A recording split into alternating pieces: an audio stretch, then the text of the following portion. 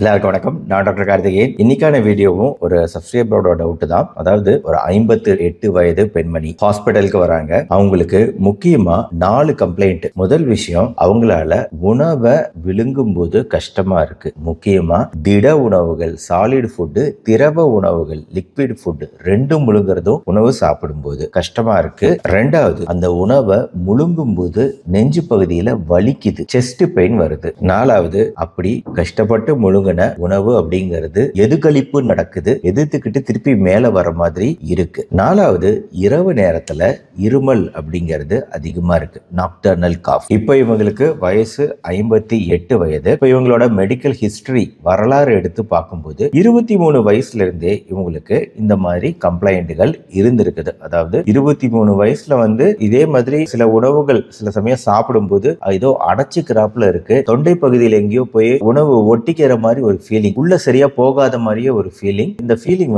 எல்லா நேரமும் இருக்கிறது இல்ல, ஒரு தடவை வருது, அப்புறம் கொஞ்சம் ஏதாவது மாத்திரை ஏதாவது சாப்பிட்டா சரியாகுது, ஒரு 2 மாசம் கழிச்சு திருப்பி வருது. இந்த மாதிரி 2 மாசத்துக்கு ஒரு தடவை 2 மாசத்துக்கு ஒரு தடவை இந்த மாதிரி பிரச்சனை வந்துகிட்டே இருக்கு 23 வயசுல இருந்து. ஆனாலுமே இவங்க சிம்டம் அறிகுறிகளோட முடிஞ்சளவு அவங்களோட வாழ்க்கையை ஓட்டிக்கிட்டே வராங்க. அதாவது 23 வயசுல இருந்து ஒரு 8 வருடம், ஒரு 31 வயது ஆகிற வரைக்குமே இந்த முழுங்குதல் பிரச்சனை, சாப்பிட்ட ஏதாவது தொண்டையில போய் சிக்கிக்கிற மாதிரி பிரச்சனையோடவே வாழ்ந்துகிட்டு தான் வராங்க. முதல்ல 2 மாசத்துக்கு ஒரு தடவை அப்படின்னு நான் சொன்ன சிம்டம்லாம் இப்ப போக போக அதிகமாகிட்டே போகும். அதாவது வாரத்துக்கே 2 வாட்டி, ஒரே வாரத்துல 2 வாட்டி இதே மாதிரி நடக்குது. பிளஸ் டெய்லியுமே நைட்ல இருமல் வருது, நெஞ்சு எரிச்சல் இருக்கு, எதுகளிப்பு இருக்கு போன்ற விஷயங்கள்லாம் அதிகமாகிட்டே போகுது. ஆக்சுவலா இவங்களை எக்ஸாமின் பண்ணி பார்க்கும்போது மத்த ஏதாவது பிரச்சனைகள் இருக்கா, அதாவது ரத்த ஹீமோகுளோபின் அளவுகள், ரத்த டெஸ்டுகள் பண்ணி பார்க்கணும், எல்லாமே பக்காவா நார்மலா இருக்கு. உடல் எடையெல்லாம் மெஷர் பண்ணி பார்க்கிறோம். உடல் எடை பிஎம்ஐ பாடி மாஸ் இண்டெக்ஸ் 30 அப்படின்னா அதாவது கொஞ்சம் குண்டா இருக்கிறாங்க. அதாவது கிளாஸ் 1 ஒபிசிட்டின்னு சொல்லுவோம். ரொம்ப குண்டு கிடையாது, கொஞ்சம் குண்டு. மற்றபடி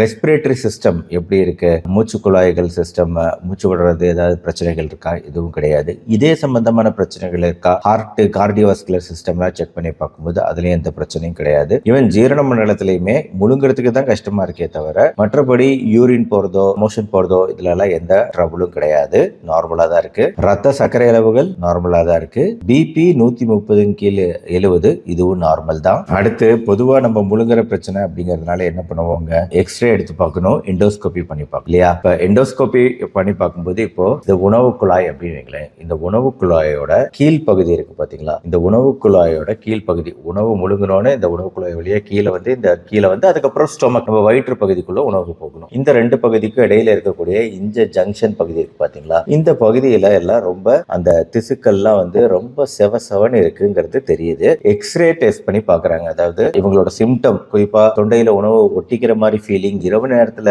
இருமல் அதிகமா வருது, இந்த சிம்டம் காம்ப்ளெக்ஸ் எல்லாம் வச்சு பார்க்கும்போது எக்ஸ்ரே எடுத்து பார்க்கணும். அதுலயும் ஒரு பேரியம் மீல் அப்படின்னு சொல்லுவோம், அதாவது பேரியம்னு ஒரு உணவு மாதிரி ஒரு விஷயத்தை கொடுத்து அது எப்படி முழுங்குறாங்க அப்படிங்கறத பார்ப்போம். அப்போ இந்த பேரியம் மீல் ஸ்டடியில இப்ப இந்த உணவு குழாய் வழியா இந்த உணவு இறங்கணும். இந்த பேரியம் மீல் ஸ்டடியில என்ன தெரியுது அப்படின்னா, நார்மலா இப்படி நேரா இருக்க வேண்டிய அளவுகள், ஒரு சீரா இருக்க வேண்டிய உணவு குழாயில ஒரு சின்ன மாறுபாடு நம்மளால பார்க்க முடியுது. அதாவது இந்த உணவு குழாய் இப்படி இருக்கு, உங்களால பார்க்க முடியும்னு நினைக்கிறேன். அதாவது ஒரு இடத்துல, அதாவது வயிறோட ஜாயின் பண்ற இந்த இடத்துல ரொம்ப சுருங்கி போயிருக்குது. அதாவது 1.5 சென்டிமீட்டர் வரைக்கும் சுருங்கி போயிருக்குது, வெறும் 1.5 சென்டிமீட்டர். அதுக்கு மேல 4 சென்டிமீட்டருக்கு இந்த உணவு குழாய் வீங்கி இருக்குது, ஒரு பலூன் மாதிரி லைட்டா வீங்கி இருக்குது. சோ இப்போ டயக்னோசிஸ் கன்ஃபார்ம் ஆயிருக்கு. அதாவது இவங்களுக்கு இருக்கக்கூடிய பிரச்சனை என்ன அப்படின்னா, உணவை முழுங்குறதுக்கு இந்த உணவு குழாய் இருக்கு பாத்தீங்களா, இந்த உணவு குழாய் எதனால ஆனது, தசைகளால ஆனது. இந்த தசைகளால இந்த உணவை கீழ் நோக்கி தள்ளக்கூடிய திறன் அப்படின்னு ஒரு விஷயம் இருக்கு பாத்தீங்களா, அது இந்த தசைகளுக்கு குறைவா இருக்கு. இந்த கண்டிஷனுக்கு பேரு அகலேசியா கார்டியா அப்படின்னு சொல்லுவோம். இத தள்ளக்கூடிய திறன் குறைவா இருக்கு. இந்த இடத்துல அடைப்புகள் ஏற்பட்டுருச்சு. அதாவது இந்த லோயர் ஈசோஃபேஜியல் ஸ்பின்டர்னு சொல்லுவோம். இந்த இடத்துலயும் குறுகலா இருக்கு. அதனால இது இன்னும் உணவை தள்ள முடியாம கஷ்டப்படுறதுனாலதான் இந்த இடத்துல வீக்கம் தெரியுது. மொத்தத்துல இந்த தசைகள்ல இருக்கக்கூடிய ஒரு பிரச்சனை அகலேசியா கார்டியா, அது எக்ஸ்ரே மூலமா தெரியுது. பட் இதுக்கு அப்பவே சில விதமான ட்ரீட்மெண்ட்டுகள் சொல்லியிருக்காங்க. அவங்க சர்ஜிக்கல் மெத்தட்லாம் வேண்டாம் அப்படின்னு சொல்லிட்டாங்க. டயக்னோஸ் பண்ணினதுக்கு அப்புறமும், அதாவது வெறும் அந்த பாஸ்மோலைட்டிக்ஸ் சொல்லுவோம், ஆசிட் சுரப்பை குறைக்கக்கூடிய விஷயங்கள், இந்த மாதிரி லைஃப் ஸ்டைல் சேஞ்சஸ் மூலமாவே அவங்க பிரச்சனையை சரி செஞ்சுக்கலாம். ஏன்னா வேற எந்த பிரச்சனையும் இல்லை. நான் சொன்னேன்ல, இதயம், லிவர், எந்த பிரச்சனையும் கிடையாது, பிபி, சுகர் எதுவுமே கிடையாது. அதனால இந்த இதை மேனேஜ் பண்ண முடியும் அப்படிங்கறதுனால மேனேஜ் பண்றாங்க. 58 வயசுல இப்ப வந்திருக்கிறாங்க ஹாஸ்பிட்டலுக்கு. இது வரைக்குமே நல்லாவே மேனேஜ் பண்ணிருக்கிறாங்க. டயக்னோஸ் பண்ண பின்னாடி 31 வயசுல ரொம்ப நாளைக்கு முன்னாடி டயக்னோஸ் பண்ணியாச்சு, இருந்தாலும் மேனேஜ் பண்ணிக்கிட்டே வராங்க. பட் இப்ப 58 வயசுல இங்க வந்திருக்காங்க ஹாஸ்பிட்டலுக்கு. இப்ப ரொம்ப அதிகமா இருக்கு பிரச்சனை. நெஞ்சு வலி ரொம்ப தீவிரமா இருக்கு, எதையுமே முழுங்க முடியல, டெய்லி இருமல், நைட்ல இருமல் அப்படிங்கிறது அதிகமா இருக்கு அப்படிங்கறதுனாலதான் வந்திருக்காங்க. இப்போ டாக்டர்ஸ் சஜஸ்ட் பண்றது என்னன்னா, முன்னாடி பண்ணலைனாலும் இப்போ ஒரு சிம்பிளான ஒரு டெக்னிக் ஃபாலோ பண்றாங்க.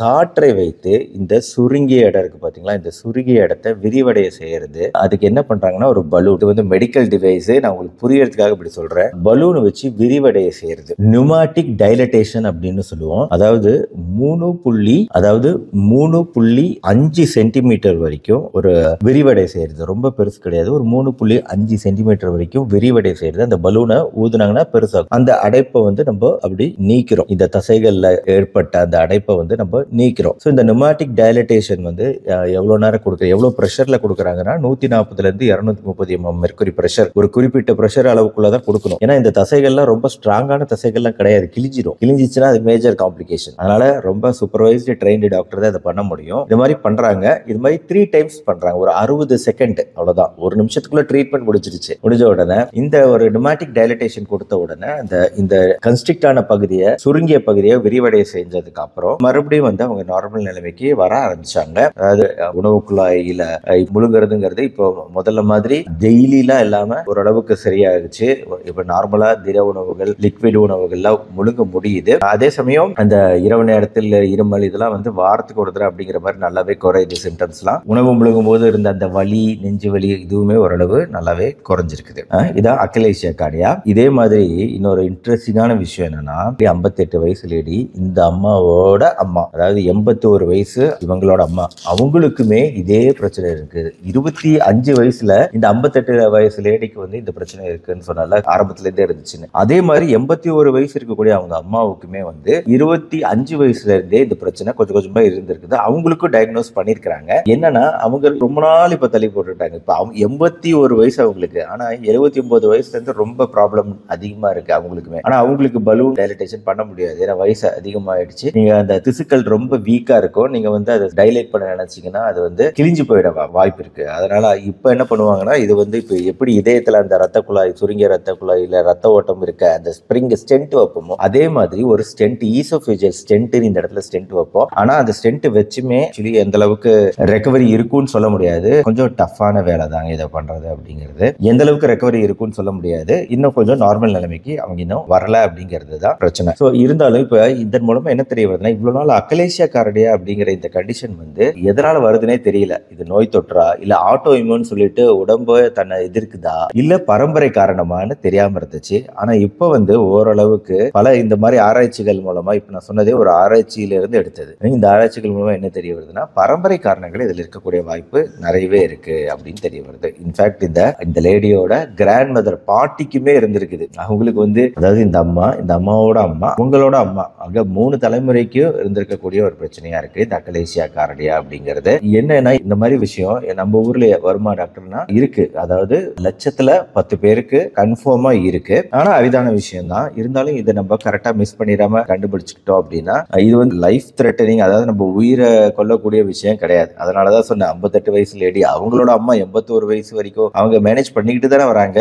இன்ஃபேக்ட் மற்ற பிரச்சனைகள் இல்லாம மேனேஜ் பண்ணிட்டு தானே வராங்க. முடியும். அதாவது உணவை மெதுவா சாப்பிடணும், கடிச்சு மெதுவா முழுங்கணும், சாப்பிட்டு பின்னாடி நடக்கணும், வாக்கிங் போன்ற விஷயங்கள்லாம் முடிஞ்ச அளவு அந்த லைஃப் ஸ்டைலே சரி பண்ணிக்கிட்டு வரணும். அடுத்து மாத்திரைகள் இருக்கான்னு கேட்டீங்கன்னா, இதுக்கு குறிப்பான மாத்திரைகள்ங்கிறது கிடையாது. இருந்தாலும் அது தற்காலிகமா கொஞ்ச நேரத்துக்கு, அதாவது கால்சியம் சேனல் பிளாக்கர்னு சொல்லிட்டு நம்ம தசைகளை ரிலாக்ஸ் பண்ணக்கூடிய விஷயம் இருக்கு. ஆனா இது சாப்பிட்டோம்னா கொஞ்ச நேரத்துக்கு இருக்கும், திருப்பி அதே பிரச்சனை வரதான் செய்யுங்கிறதுனால, பிளஸ் கால்சியம் சேனல் பிளாக்கர்னால உண்டாகக்கூடிய சைடு எஃபெக்ட் அதிகம் அப்படிங்கிறதுனால நம்ம இதை ரெக்கமெண்ட் பண்றது கிடையாது. அதே மாதிரி இப்போ பழங்கள், காய்கறிகள் ரொம்ப ராவா குக் பண்ணாம, சாஃப்டா இல்லாம ஹார்டான விஷயங்கள் சாப்பிட்டோம்னா இவங்களுக்கு ஒத்துக்கிறது கிடையாது. அதனால நல்லா சமைக்கும் போது நல்லா வேக வைத்து குறைவான விஷயங்களை சாப்பிடும்போது பெரிய பிரச்சனைகள் பண்றது கிடையாது. இந்த மாதிரி உணவுகளை நம்ம சாப்பிடணும். சிட்ரிக் ஆசிட், எலுமிச்சை, ஆரஞ்சு போன்ற விஷயங்கள்லாம் இவங்களுக்கு கொஞ்சம் ஒத்துக்காது. ஏன்னா அசிடிக், அமிலத்தன்மை வாய்ந்த உணவு. இந்த அமிலத்தன்மை வாய்ந்த விஷயங்களை தவிர்க்க வேண்டியிருக்கும். இவங்க குறிப்பா தவிர்க்க வேண்டியிருக்கும். காஃபி, டீ ரொம்ப தவிர்க்க வேண்டியிருக்கும். அதுவுமே அமிலத்தன்மையை அதிகப்படுத்தி நெஞ்சு எரிச்சல், நெஞ்சு வலியை உண்டாக்குங்கிறதுனால அதனால காஃபி டீ அவாய்ட் பண்ண வேண்டியிருக்கும். மது போன்ற விஷயங்கள் கட்டாயம் இந்த பிரச்சனையை அதிகமாக்கும். அதனால டோட்டலா அவாய்ட் பண்ணணும். நான்வெஜ் சாப்பிடும்போது கூட இந்த ரெட் மீட்னு சொல்லக்கூடிய விஷயங்கள்லாம் ஜீரணமாக ரொம்ப டைம் எடுக்கக்கூடிய விஷயங்கள். அதெல்லாம் வந்து எப்பயாவது தான் எடுத்துக்கணும். இரவு நேரத்தில் முடிஞ்ச அளவு கொஞ்சம் நல்ல சாஃப்டான உணவா சாப்பிடுற மாதிரி பாருங்க. ரொம்ப திடமான உணவு, திட உணவுகளை தவிர்க்க பாருங்க. லேட்டா தூங்க பாருங்க. இப்போ அது வந்து உங்க இருமலையும் குறைக்கும், அந்த முழுங்குற தொந்தரவையும் குறைக்கும். என்ன ஒரு விஷயம்னா, முழுங்குறதுக்கு சிரமமா இருக்குன்னு ரொம்ப சாப்பிடாம விட்டீங்கன்னா உங்க உடல் எடை வேகமா குறைய ஆரம்பிச்சிச்சுன்னா அது நல்லது கிடையாது. உங்க உடம்போட எதிர்ப்பு சக்தி குறையும். அதனால நார்மலா எப்பவும் சாப்பிடுற உணவு அளவுகள் அப்படிங்கறத முடிஞ்ச அளவு சத்தான உணவு வகைகளை ரெகுலரா சாப்பிடுங்க. கொஞ்சம் கொஞ்சமா கடிச்சு நல்லா சூ பண்ணி மென்னு சாப்பிடுங்க. நீண்ட காலத்துக்கு பிரச்சனை இல்லாம இருக்கலாம். மீறி பிரச்சனை வரும்போது தான் இந்த பலூன் ட்ரீட்மெண்ட் ஒன்று சொன்னேன். இது இல்லாம நிறைய விதமான ட்ரீட்மெண்ட் இதெல்லாம் வந்து கொஞ்சம் என்னதான் நம்ம ட்ரை பண்ணாலும் சக்சஸ் ரேட் ரொம்ப குறைவா இருக்குது. திருப்பி வரக்கூடிய ப்ராப்ளம் தான் இருக்கு. அதனால லைஃப் ஸ்டைலே கரெக்ஷன் பண்ணிக்க பாருங்க. அறுவை சிகிச்சைகள் இருக்கு, பாட்டிலினம் டாக்ஸின் இன்ஜெக்ஷன்ஸ் எல்லாம் இருக்கு. இதெல்லாம் வந்து எஃபெக்டிவ்னஸ் ரொம்ப கம்மி. நான் அதனாலதான் சொல்றேன், லைஃப் ஸ்டைல் மூலமாவே முடிஞ்ச அளவு நான் சொன்ன உதாரணங்கள்ல இருக்கவங்களே பல நாட்கள் ஆரோக்கியமா வாழ்றவங்க தான். அதை கரெக்ட் பண்ண பாருங்க. இது வந்து ஒரு பரம்பரை சம்பந்தப்பட்ட பிரச்சனையா இருக்கலாம், மரபணு கோளாறா இருக்கலாம். ஆனா சரி செய்யக்கூடிய ஒரு பிரச்சனை தான். ஆனா இப்படிப்பட்ட பிரச்சனை இருக்கா அப்படிங்கறத நீங்க தெரிஞ்சுக்கிறதுக்கு இந்த வீடியோ உதவியா இருக்கும். இந்த வீடியோ பிடிச்சிருந்துச்சுன்னா லைக் பண்ணி உங்க ஃப்ரெண்ட்ஸ் ரிலேட்டிவ்ஸ்க்கும் ஷேர் பண்ணுங்க. மறுபடியும் நாளைக்கு இன்னொரு இன்ட்ரெஸ்டிங்கான தகவலோட உங்களை மீட் பண்றேன். நன்றி, வணக்கம்.